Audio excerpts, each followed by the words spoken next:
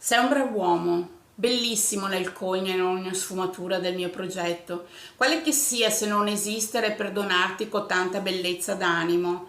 Credo nella quotidiana versione dei fatti, che non sono ciò che di reale sia. Realizzo il pensiero come una prospettiva che porta alla vista di unica vitalità.